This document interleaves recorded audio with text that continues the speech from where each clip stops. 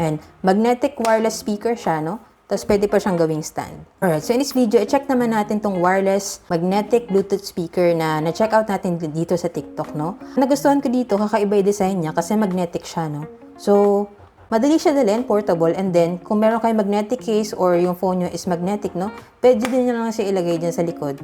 Kumbaga, hindi mo na problema kung saan mo siya ilalagay kasi nakadikit na lang siya sa likod ng phone mo. Aside sa pagiging speaker niya, pwede mo rin siyang gawing stand habang ginagamit mo siya, di ba? Convenient siya gamitin.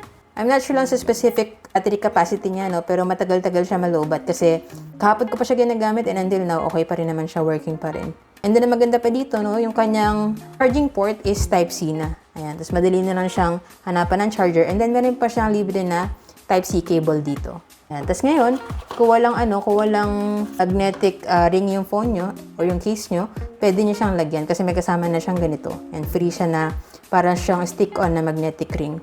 Tapos, nagustuhan ko pa dito, no? Mayroon pa siyang mga RGB lights dyan.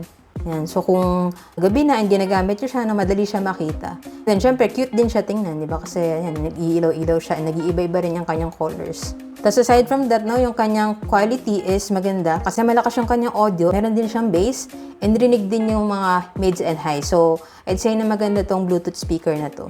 I-test natin yung kanyang audio quality. Patugtugin ko muna yung phone na wala muna siyang speaker and then i-compare natin yung lakas nila, no?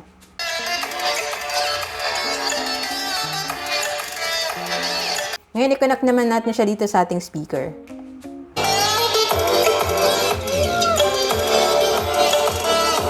Yan. So, I'm not sure kung narinig yung difference, no? Pero ako dito, rinig ko na mas malakas talaga siya kapag meron siyang speaker. And then, yung bass niya is rinig na rinig talaga. Yan. Dumadugundong siya as in.